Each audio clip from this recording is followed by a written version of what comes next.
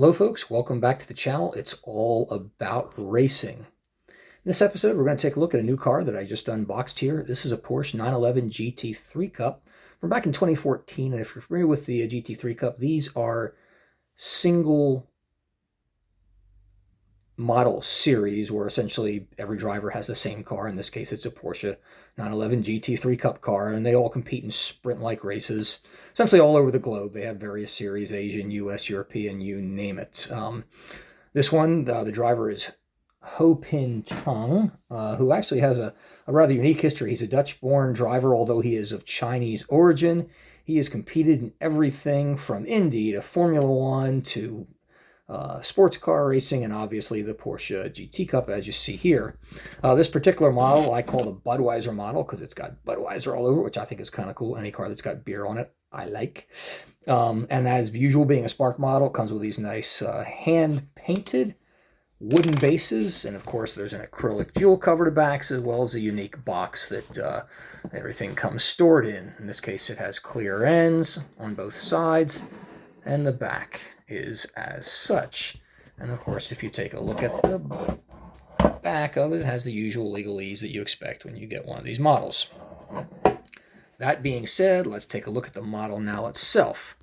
Now, this is what it looks like. It is an absolutely gorgeous car, and as usual, done in everything you kind of expect Spark to do, and you'd expect a Spark model to be. Starting with gorgeously detailed wheels, as you see here. Red center lug nuts on this side. You can see the Porsche brake calipers. You see the brake rotors with the Porsche brake calipers. Yes, I did get that right. And Yuku there, Adidas, and Budweiser, and you even have Tag Heuer on the mirrors. Number 58, you see just below the B pillar with a Chinese flag. On the B pillar itself, folks, this thing, some of the things I like about some of these older cars are the fact that the windows aren't tinted, and the interior detail is just exceptional. This one lacks the window net you typically see on a lot of these cars, but you do have the seat. You've got a round steering wheel on this with paddle shifters, and you've got a full console in there, which is really kind of neat looking. It's kind of hard to see from where we are looking at here. But anyhow, that being said, there's a little closer look at what the rear of it looks like, and you got this big-ass Porsche wing on the back. And this is a limited edition car. This is number 179 of 500 pieces. So yes, another cool limited edition car. Another cool Porsche. I like it. Every time I get a limited edition car, and it's a good looking car, it's a good day for me. Because, you know, you got a unique car they didn't make a million of, and I didn't pay a whole lot for this. In fact, I think I got this for like 35 bucks. I mean, I got it really, really cheap. But that being said, you know, it's not one of the fancy, RSRs you typically see. It does have the rear exhaust on the Porsche, which I really like. You see a lack of a major diffuser. They don't have them on these Cup cars. They're really kind of minimal. Notice that on it says, "We miss you, Sander." Obviously, somebody had passed away. It's also on the side of the car, right by the driver's window. It's very, very hard to see. The print's just too small for you to see it in this camera, but here's a take a look at the interior of the car, and you can see the framework and the engine. Of course, this being a Porsche 911 GT3 Cup is in the back, so it's got that cover on it that you can barely see.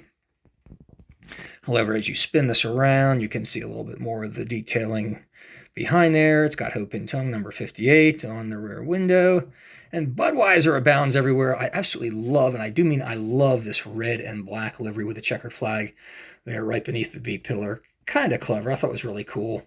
I noticed there was a lack of aerials on this, and I thought that might be something that they had omitted, but I checked it. I actually watched this race online, and they don't have aerials on these cars. They must communicate somehow, but since they're relatively short races, they've probably got internal communications, and they can do it without aerials, I would assume. So that would be my guess. I just don't know that much about the series other than what I saw on TV. And I really bought this car because I absolutely love the livery. The Budweiser just looked really cool. And it's a Porsche. I mean, every Porsche is a good car. Every Porsche is a good-looking car, and this one is no exception. There's a nice look. You can see the interior details there. Nice clear windshield, Porsche banner, Ho Pin Tung on there. And as usual, you get all the standard details you would expect on a Porsche. The beautiful grille with the inlaid mesh there is not black painted, it's inlaid. You can see the tow hook there, the big old red arrow with the white outlines pointing to that massive tow hook, and gorgeously done headlights. Just really nicely done. It's a beautiful car, folks. Absolutely gorgeous car. Let's move it around this way. We'll take a little look at it from the passenger side.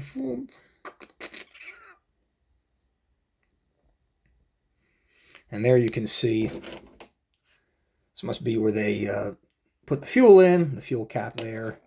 These are short races, so they don't refuel them. They don't pit stop them, so they only need to fuel it after the race and before. So it's obviously not designed to be quick and efficient because it's just not needed for the short sprint races that they do. And of course, you can see the driver's name there. On this side, notice that your lug nuts on the passenger side are blue, not red like they were on the other side. Again, it does have a lack of running boards. You can see the front splitter is it's just really nominal. I mean, these cars, they're not meant to be high downforce cars. It's kind of like an inexpensive entryway into racing. Now, this driver has a ton of experience. He's been racing a long time. I suspect he just does this for the sheer pleasure of it, so to speak, because, quite frankly, from what I've read about him, the Porsche Carrera Cup is kind of beneath his stature. But I assume he probably is advancing in age, and it's probably a good opportunity for him just to keep fresh and keep racing. And who wouldn't want to drive a Porsche 911 anyway, regardless? But really cool looking interior. It's kind of hard to see the console from this camera, but there is a nicely done console, which you don't see very much in these cars. But again, this is a Carrera Cup car. It's a little bit different from the RSRs and the other GT3 cars that you see me reviewing. I think this is an absolutely gorgeous vehicle. I hope you would agree. I did take a look under the rear wing to see if there was any message on there that was really cool. It is just white. There is virtually absolutely nothing there to point out. But a beautifully done car. Well, folks, that's it. I hope you have found this interesting. If you've enjoyed this video, of course, give me a thumbs up. Love to see that. And subscribe for more upcoming videos. In fact, I got a whole bunch of new cars coming in, literally as we speak. See ya.